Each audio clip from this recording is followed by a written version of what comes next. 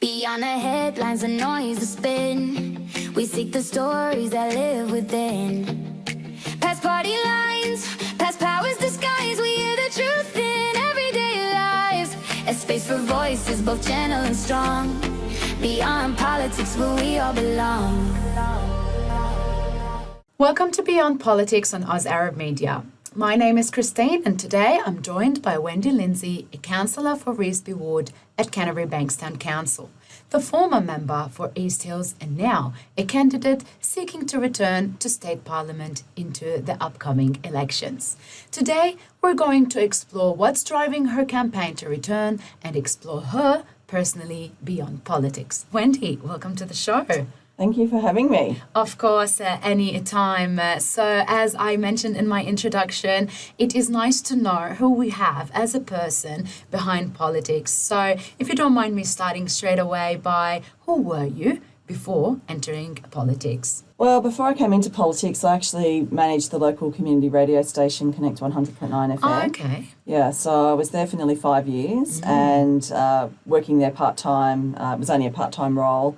While my children were small. So, but I've worked in lots of different industries and, funnily enough, very male-dominated industries. So my whole working career, I've worked in male-dominated industries. Well, they were at the time that I worked in them. So I worked in insurance, I've worked in IT, I've worked in obviously radio is quite a male-dominated space. It is funny. Politics, construction. So, yeah, I've done a lot of different things in my working life. So, so that's definitely, it was just interesting that I ended up in politics, which was, again, quite male-dominated. But that's changing. That's true. That's good. That's good. I like to lead the way, bring some other women along for the ride. Why not? Of course. Always great to have women in leadership. So tell me, Wendy, a little bit about where you grew up and how your early environment really shaped your perspective to community. Well, I grew up in Revesby Heights and I went to Revesby South Public School and Picnic Point High School. So I've always lived in the area, although I have lived overseas as well. I've lived in New York and I've lived in Japan and I've lived in Wimbledon in London. So I have, as much as I spent out of my 54 years, probably about 49 of them in this area. I did live overseas for about 5 years doing different things. So I was an exchange student and I also worked overseas as well. So, so I grew up around here and, at the time, it was a bit of a much quieter place. Right. And it's changed a lot. It's quiet a little bit now. yes, that's it.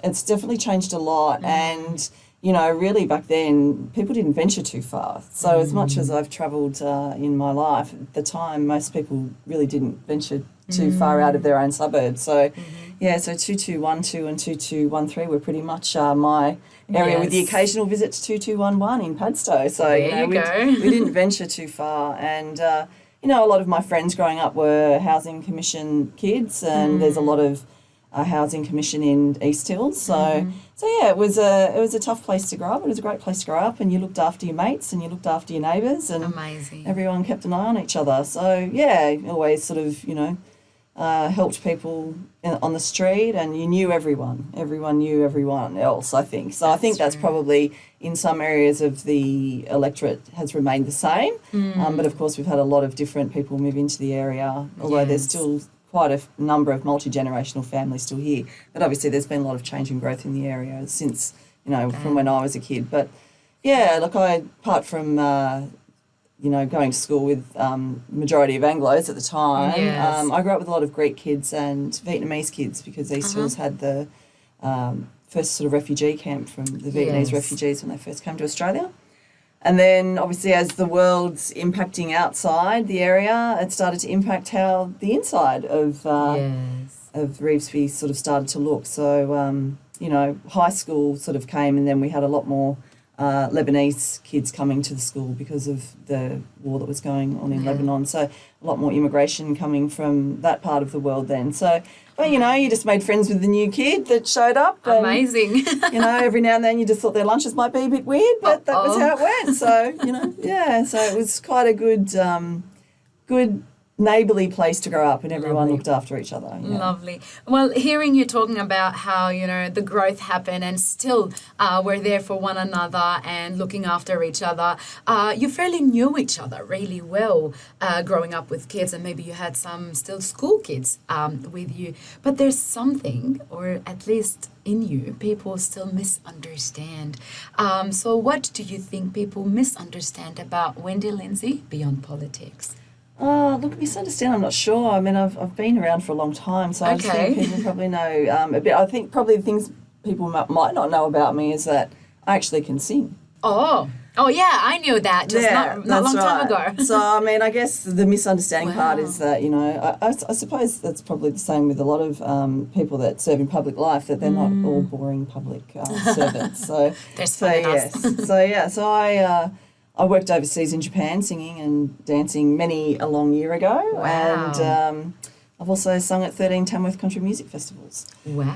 So yeah, I had my own show with another man called Mike Vassallo. We had a Johnny Cash tribute show that travelled all around New South Wales and up into Queensland sometimes. That's So inspiring. we did that for quite a long time. That's Yeah. something nice to know. Yeah. Well, you had fun parts in your life, so what motivated you to step into politics? What led me down this path was actually someone telling me that I couldn't do it. Oh, That was like a red flag to not a ball, taking really. a challenge in, Wendy. But to be honest, I'd never really thought about going into politics. It was not Okay. something that I ever had considered. But when someone sort of said that I couldn't do it, I thought, oh, hang on a minute, why can't I do it? Okay. What's wrong with me Wow. being able to do that? That's interesting. So that kind of then, as I said, I'd never really thought about it until then. But then the little marbles in your brain start to roll around going, well, hang on, maybe that's something that I could do. But I think probably more so I wasn't very happy with the council's LEP at the time. They'd come out with the local environment plans for our area.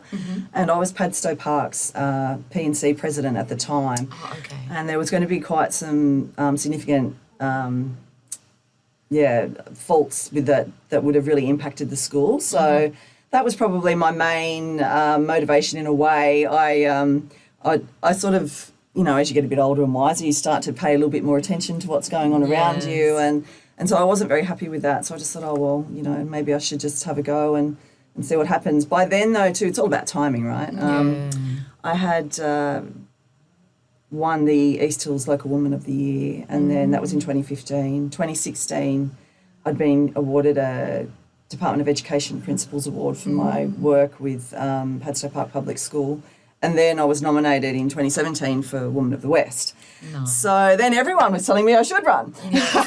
Well, you're everywhere, and now that actually makes sense why you're advocating a lot for, the schools and the fundings for the schools in your first round. So, so if we want you somewhere, we should tell you you can't do it, and then we'll find you there, I believe. Yeah, well, I've never been, I'm always up for the challenge. So, Yeah. like I said, I've worked in a lot of different industries. So, yeah, I'm always prepared to give something a go. And I guess I've always been a bit of a lifelong learner, as the term goes. Amazing. Yeah, all the different things I've worked in, I've sort of done whatever courses there were related. I never went to university.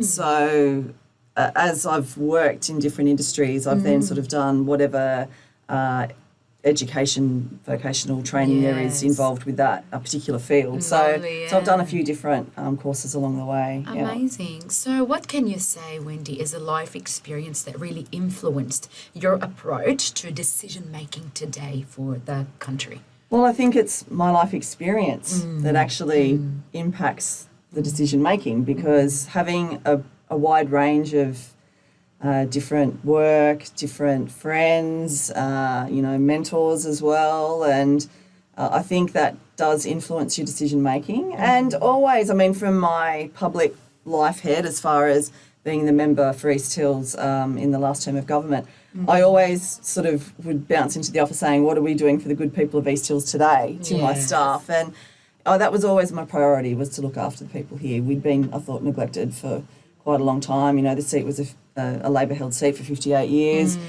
Glenn, who was the first Liberal member to take the seat off Labor in 2011, had quite a number of other MPs to fight for their share to get things for here, because obviously in 2011 there was the big sweep of the Liberal government coming in, so there were a lot more Liberal members. So I can imagine trying to fight for things for your area then was quite difficult. But obviously, Henry Lawson Drive widening was Glenn's sort of legacy item that he'd fought really hard for, to get that first upgrade to the intersection there at Milpera Road and Henry Lawson Drive. So, which we've seen now finished under this most recent term of government, and some of the upgrades to the train stations like Panania was quite a significant upgrade that Glenn secured. So I think, it's always looking ahead of what needs to happen. There's always plenty of work to do. And what Definitely. things we need here. Well, we're learning through this show, if I can say, that there's a lot of things happen in government between, local government, state government and federal government. And all of this is interchanged as well. So I'm sure all of this comes with some sacrifice or responsibility. So being a mum yourself and, a female in this community, how did this come with a sacrifice, or did it come with a sacrifice at all? Oh, yeah, look, I've been in that last term of government. I really didn't see my children much for 4 years, to be honest. Even being a Sydney Metro MP, I didn't have the travel aspect, but obviously that term of government was pretty intense. I came in with the drought, one of the worst droughts we'd had in decades. Then we had, unfortunately, the devastating bushfires all across the state. This electorate flooded 4 times. And then, of course, a worldwide pandemic, which no one saw coming. Cherry on top. Yeah, that's right. And obviously, our LGA went into hard lockdown. And so, it was a very challenging time. And honestly, my staff and I worked just a million hours. So, I really wasn't home much. Yeah. But, I knew leading into 2019, whatever happened, whether I won or lost, that I would go back to full-time work. So, because I'd worked part-time while my children were small. So whatever happened, I was always going to head back to full-time work in 2019. And so I'd had some quite serious vegetable peeling training with my children leading into that. Okay. So, get the veggies ready for dinner before I come home, so I can then finish cooking and things like that. So, look, I grew up in a family of small business owners. So my sister and I always had to muck in and, do whatever mum and dad told us to, because there was no negotiation. It was just that was what you did back then. So, so I think that was probably the sacrifice, was definitely the family aspect. And, there wasn't really any work-life balance, I have to say. A lot of people talk about that, but public life, it's pretty intense, and there's always something coming, there's always something to fix, and it is endless, really. Yes, so and the life is not yours, really. It's for the public. Yeah, that's right. And, I leading into that 2019 election, the responsibility, of taking on a role like that. I took a while to think about it when I was asked if I'd consider running. But I had a friend of mine say to me, "Are you ready to be everybody's auntie?" And it's quite a good analogy, actually, because I think being a member of parliament is a lot like being everybody's auntie, because, people do come to you with their troubles. And, your aunts do have that responsibility of listening without the judgment, and, also, needing that assistance. But, aunties celebrate your wins in a different way to your parents do. So amazing. So Good it is to a hear. bit like being everybody's auntie. So Lovely. And you have, 100 and something thousand people that you're the auntie of. You're the auntie of, and that's one other sacrifice that you take on board. But hey, I'm sure everyone is supporting you, including your family, in that. We see your girls around helping you. A shout out for them as well. So, if you're ready to be someone's auntie, it's everyone's auntie, as you said, you did previously represent East Hills in the parliament, and now you are seeking to return. So why do you believe now is the right time to come back, other than being asked to be everyone's auntie? Well, the state election only happens every 4 years. So, the time's now, really. It's I feel like we have gone backwards, unfortunately, in a very short space of time, and just to continue delivering for the area and just to continue to advocate. I feel like I've not really gone anywhere. I've done decades of community work and in the area, and I've never left. I'm still here.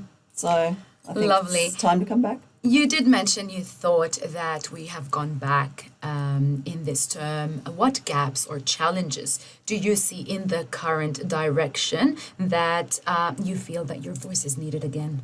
Well, I think, financially people are really struggling, and, even with the financial restrictions we had with COVID, we still managed to support businesses to be there at the end of it. And I just feel like that has been badly lacking for our small business community of really, really struggling. And, unfortunately we've seen more insolvencies, and I feel like I jinxed one of our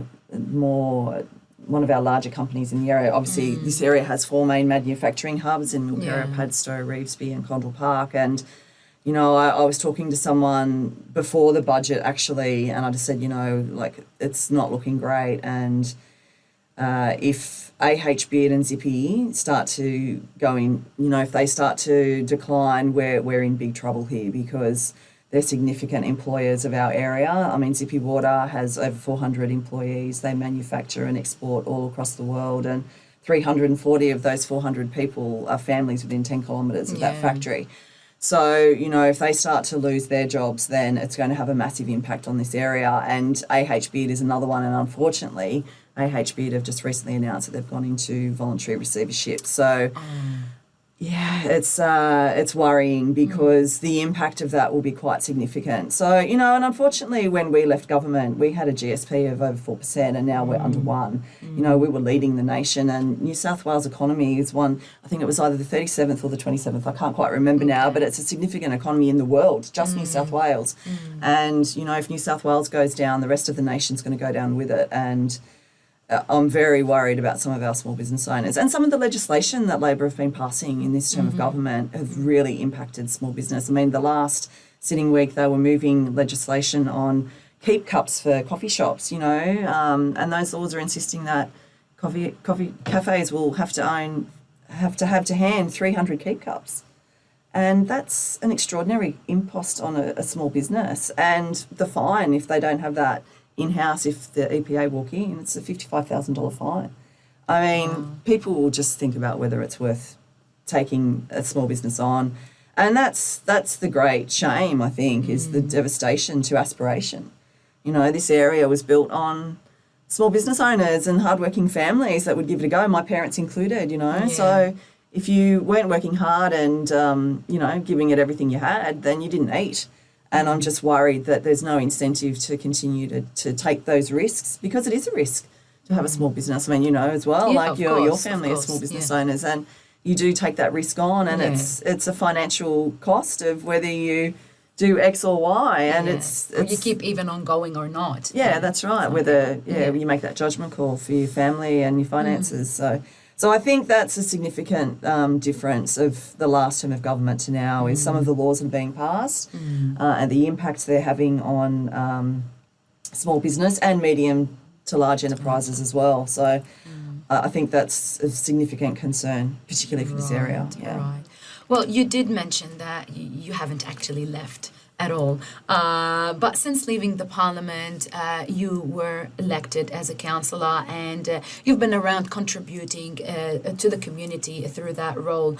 How do you think the role as a council would strengthen your case to returning back to state parliament? Well, I always had this bit of a running joke that I felt I'd skipped the apprenticeship. Okay. So I feel like most people go from local government to state or federal, not the other way around. So, so I think, it's been important to have that grassroots. I mean, I've always been a grassroots person, don't get me wrong, but I think having that level of understanding of local government and, it's a big LGA. So, we go from here to nearly the city, it's a massive area to look after. And, I guess even though local government, you sort of look at it from the Revesby ward, but you are making decisions on, a wide area, we're making decisions, the Revesby ward councillors, on things that are happening in Canterbury. So, and I guess being a state parliamentarian is similar in that regard, because you're making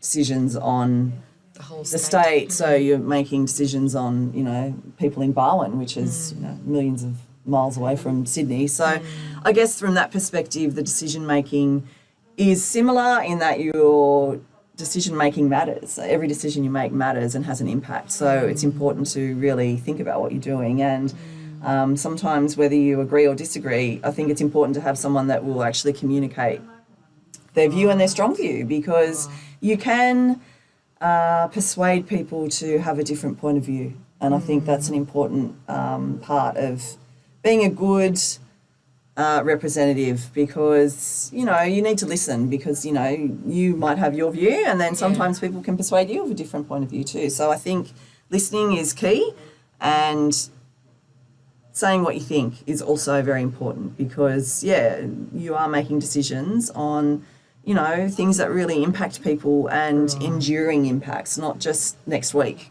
So, Yeah, definitely.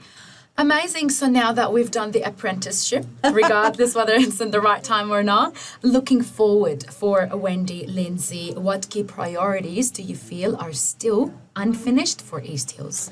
Oh, well, I think I've got quite a bit of unfinished business, Okay, actually. within the half an hour we're here.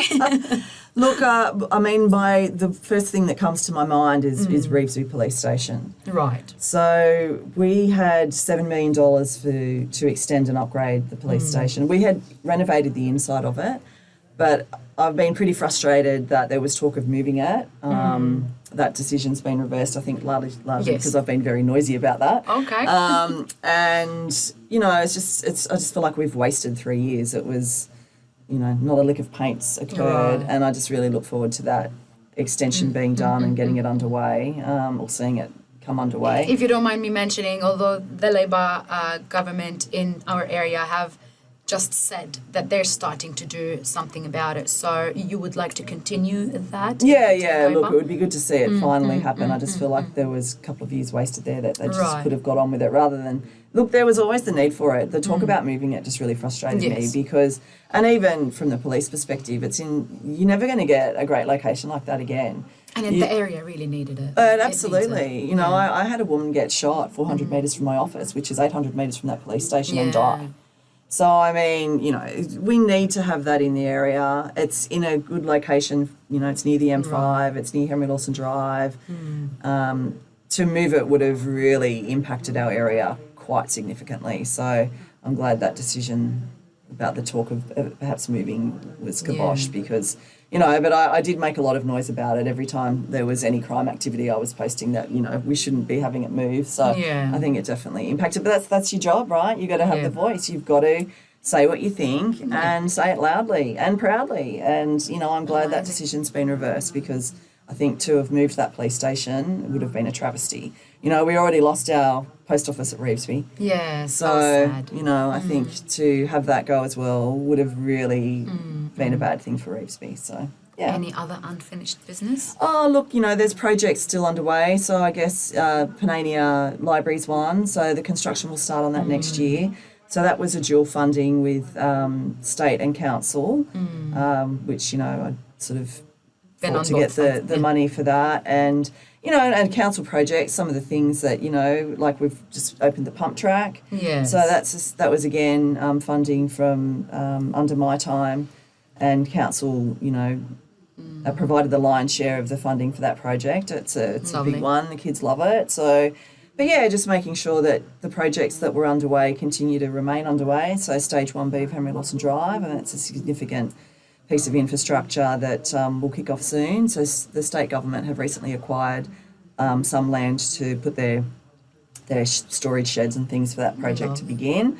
So that'll be good. It'll be good to see the Old Avenue Bridge widened, that particular part of that project get underway, because, that bottleneck there with... It's very busy, as everyone knows, Henry Lawson Drive. I mean, I think every second grey hair on my head's because of Henry Lawson Drive, frankly. There's always so many things. But again, we were neglected here for such a long time. Right. You know, and I just feel like having been a safe Labor seat for all the years that it was, we didn't see anything happen. Right. So it's good to see those projects continue that, you know, as Liberals we took to the election. We also funded, and, you know... I was reflecting on the recent budget, and the budget of betrayal, I call it. Okay. But, you know, Mike Baird took to the election polls and wires. because to fund some of the projects that we really needed to have done, we had to do that. But he was brave enough to take it to an election, and he won the election with the commitment, whereas, unfortunately our Prime Minister lied to the public and didn't take what he wanted to do with this most recent budget to the election. So, I give credit to Mike Baird and his team of the time because it was brave. I mean, he could have easily lost. And anyway, but that's the decisions, again, the decision making and how you approach it. Lovely. So now, after all of that, voters will soon have the chance to choose between two known candidates. Why should East Hills, in your opinion, vote and trust in you again to the state representation? Well, I live here. Okay. I mean, I've always done my best to fight for the area and, again, been a very loud voice for what we needed to have here. And to just continue to deliver what this area needs. We're very vast. We've got vast differences socioeconomically, geographically. I mentioned the manufacturing areas. We've got small businesses, large businesses that export to China, and it's a lot to be able to look after. And I think you need to have the diversity in your background and your work ethic. I mean, like I said, I grew up in a family of small business owners, so I've always been hardworking, and again, I'll give anything a go. And I think the lifelong learning part of it too is to investigate things and, work out what the impacts will be, because I think, yes, you can make a decision here, but it can have a far-reaching impact further down. So, yeah, look, I just think, we as the Liberals and Nationals were great economic managers of this state, and we've definitely had a very fast and rapid decline in 3.5 years, and people are feeling it. Unfortunately, people are feeling it now, and all I can say is you just need to think about who you're voting for and why you're voting for them. I love this area, always have, that's why I'm still here. After losing in 2023, I still advocated for everyone. Like, I worked in the No campaign for the referendum, and obviously that saw this area. I had an aim of about 70%, but I got to 66. I thought that was a pretty good vote for the referendum, which I just thought would have been very divisive for our very multicultural community of aspirational families. Like, why is anyone different to anyone else? And I think I grew up like that. We were all the same. Like I said, you looked after your mates, you looked after the new kid that came to the school, and I just thought that was going to be very divisive. So I, continued to. I've always fought for what I think is the right thing to do, and I think that's an important message, I guess, is that whether and like I raised my voice against things that we did in the last term of government, particularly in COVID for our area, like. Tanya Davies, myself and Mel Gibbons were quite vocal in some of the lockdowns and the way that was going to impact our area. Yeah. And you've got to stick up for your people. That's our job. That's our main priority is, this area is your first priority. And then, whether it be council, other wards are your next priority. But from the state, you look after your seat, and then the rest of the people in the state obviously come second. Lovely. All of this sounds promising, and if Wendy Lindsay was elected, what would success look like for you in your first term back? Well, I think success would look like cutting the ribbons on some of the projects that I started in my term of government. That's it. So, look, there's quite a few things that we'd committed to that, obviously some of these projects take time, and I think that's important too. You have to govern for the future. So you have to invest in projects you might not see completed, but the people behind you need to run with it. And unfortunately, I feel like in this relay race that we've had, Labor have dropped the baton. I mean, look at the metro. We're still not open. I mean, it was a gift, that project, and it was delayed for a year over a business case that had already been done. I mean, some of the things are madness, unfortunately. Our area is being impacted quite adversely by some of the planning codes that have been put through since Labor have come into government. And I don't think people realise what's actually happening around them. I mean, the Housing Development Authority is probably a good example. You've got basically a panel of three people making decisions on an area they've never set foot in. And Padstow, there's a development in Padstow at the moment, which is probably a great example. And council are being completely bypassed in that process. So, you know, there's a proposal for a 24-storey building in Padstow. I mean, that is absolutely unbelievable. That is bigger than the university building in Bankstown. And it's 3 houses being turned into a 24-storey building. That is just completely inappropriate and not servicing our area for the way housing is needed, and the infrastructure is not there to support that. I mean, we're flat out getting an express train to Padstow. So to put something of such significance in a suburb that has, doesn't even have that zoning, council have owned, that is 4 times what council have zoned that particular area for. So, some of these developments, if they get up, it's going to be absolutely, the change in the area will be completely significant. And unfortunately, people don't realise what's going on, because that's part of what some of these planning codes that are being pushed through. It was out on exhibition recently. It closed on the 6th of June. Neighbours won't know that they're having something built next to them until the construction's about to start. Oh, wow. I mean, the lack of transparency, frankly, is abhorrent, and Labor need to be called out on that, because it will significantly impact our area and impact families. People have bought their houses thinking they're going to have a house sitting next to them, not a 24-storey building, because, a panel of 3 people decide that, tick and flick. I mean, it's not on. And they're the sorts of things that I would be definitely advocating against the next term of government, if I'm lucky enough to have people vote for me in 2027.